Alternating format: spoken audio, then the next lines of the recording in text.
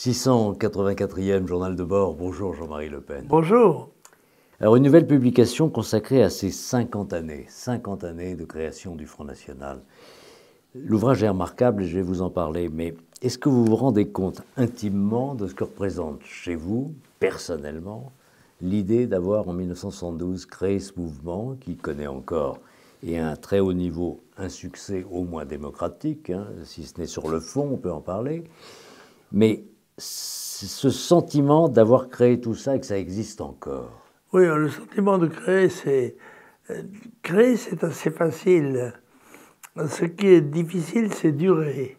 Il y a d'ailleurs une devise d'un régiment parachutiste qui est être et durer. Il ne suffit pas d'être, il ne suffit pas de naître, il faut durer. C'est la durée qui fait la valeur, en l'occurrence. Et 50 ans, c'est la preuve tout de même que l'idée que l'on portait, avec modestie, est valable et solide. Alors, nous avons reçu cet exemplaire, Synthèse nationale, Roland Hély. Vous ne l'avez pas complètement lu. Moi, je l'ai un petit peu plus fait que vous. Et ce qui me frappe, c'est la qualité d'objectivité. Autrement dit, tout ce qui a fait les bons et les moins bons moments de l'histoire du Front y est évoqué par les auteurs, y compris la scission Maigret, les sécessions des premières années, et ainsi de suite. Alors, il faut en féliciter Roland Hély et le remercier de l'avoir fait. Avec Guy Rexève, qui a dirigé cette collection pour ce numéro, un des auteurs importants, et Philippe Randa, qui a réalisé la plupart des documents qui se trouvent là. Oui. Et alors, ce qui est très frappant, c'est qu'on retrouve, évidemment de manière non exhaustive, un certain nombre de personnalités qui vous ont accompagné et qui ont fait l'histoire du Front National, la grande histoire du Front National. Et cela fait revivre beaucoup de personnalités disparues aujourd'hui et qui ont marqué notamment le groupe 86-88 et ainsi de suite.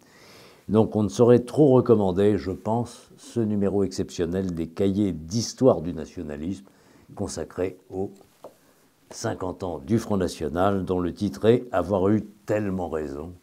Vous avez le sentiment d'avoir eu tellement raison? Le titre est assez flatteur, oui, c'est vrai, c'est un sentiment que j'ai, qui me console d'ailleurs de pas mal d'autres choses.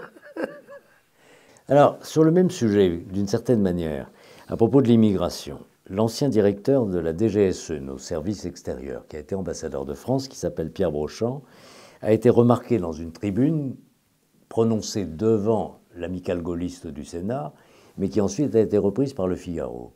Et il considère que le point central de ce qui menace la France, c'est l'immigration, et que s'il y a un risque... Et alors il a un argument, c'est de dire on n'est pas plus idiot, plus malin ou rien que les Libanais ou les Yougoslaves, mais pour les mêmes raisons, ce qui est multiculturel deviendra multiconflictuel inévitablement. Oui, mais je crois que c'était la raison de la mise en garde que j'avais lancée.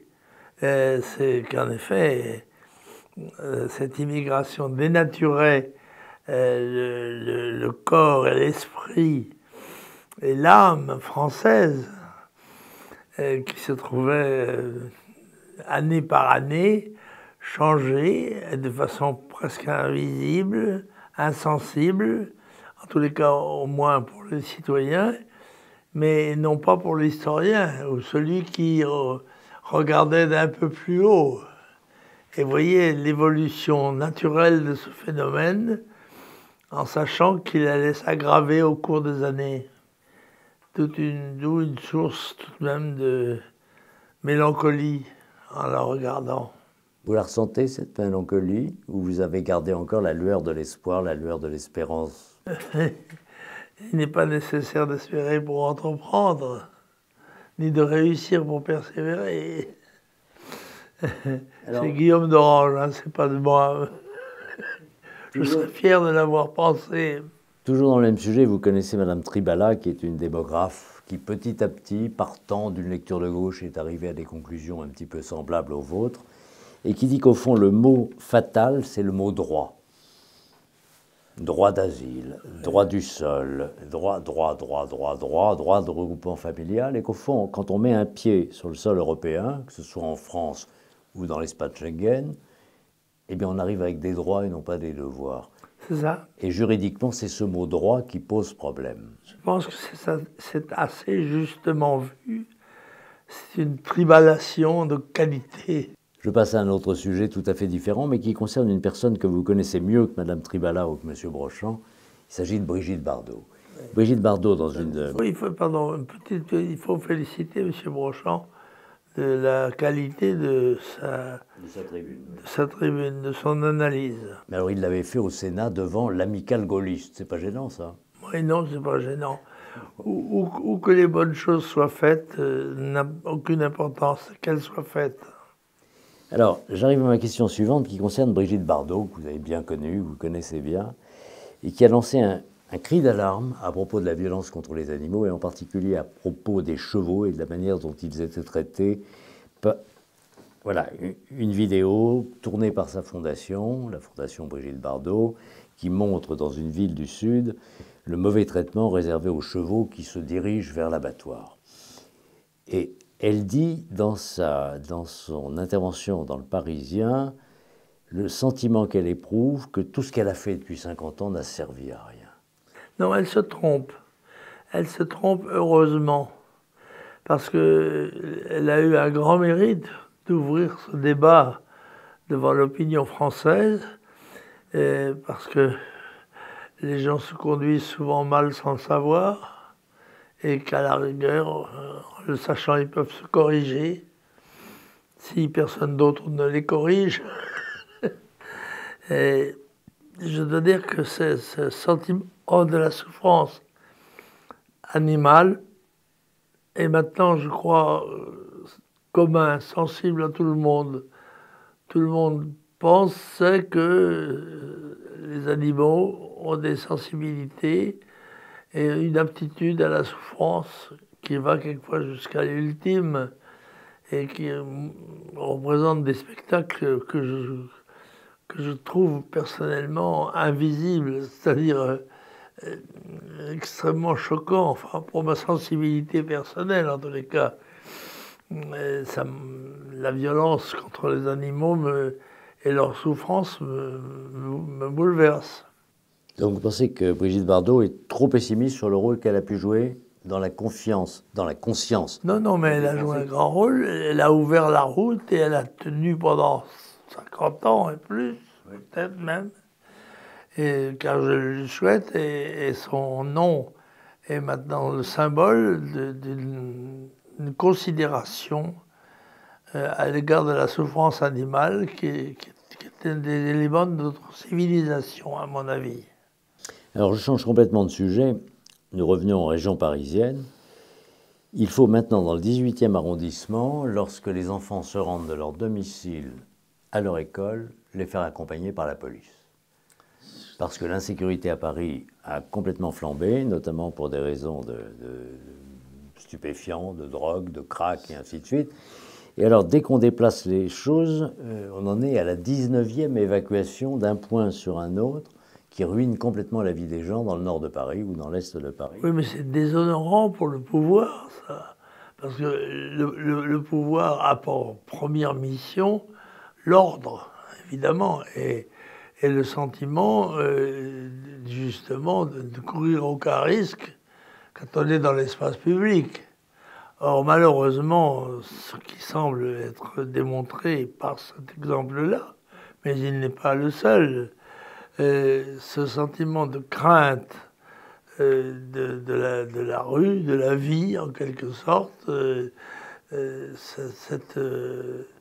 c'est pourtant de simple bon sens, eh bien, c'est en effet un phénomène qui est maintenant commun et la crainte, et en particulier pour les enfants, pour leur sécurité, pour leur dignité aussi quelquefois, eh bien, fait que cette inquiétude devient latente dans le peuple français. Je crois que c'était en 1992, une des affiches du Front National, vous portiez une très jeune enfant dans vos bras.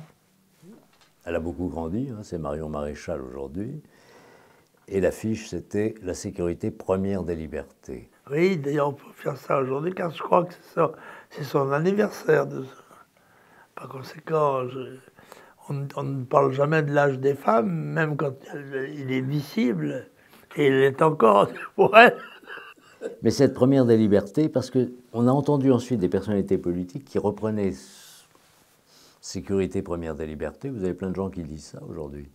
Alors c'était un slogan du Front National, avec vous, Marion, toute petite fille dans vos bras, elle avait 2 ans.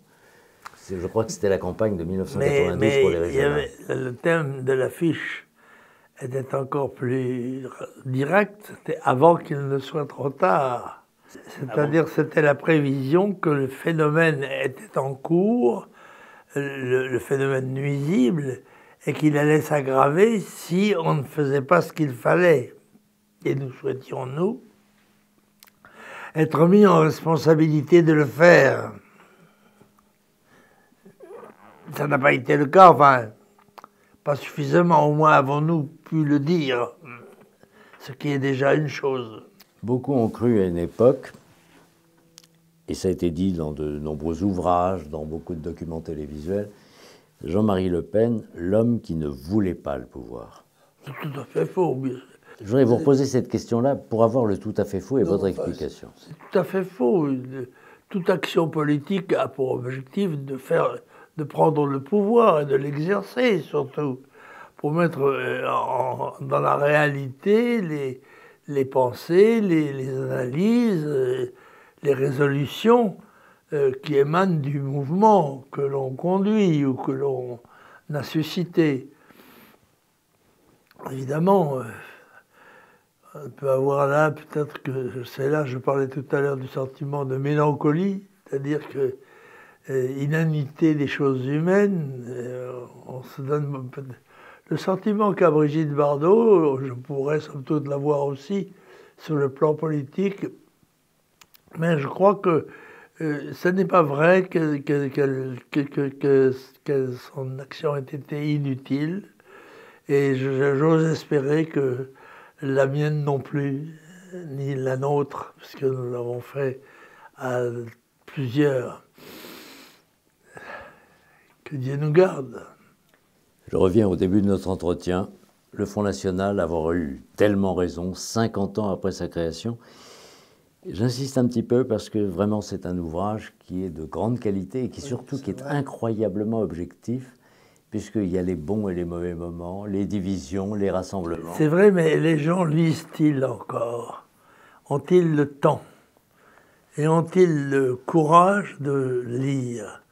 Ont-ils à l'égard du livre cette espèce de comment dirais-je, d'admiration qui nous était inculquée à l'école, quelle qu'elle soit, libre ou publique?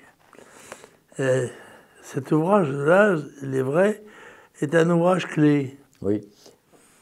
Oui, avec un grand compliment, le plus grand compliment, avoir eu raison.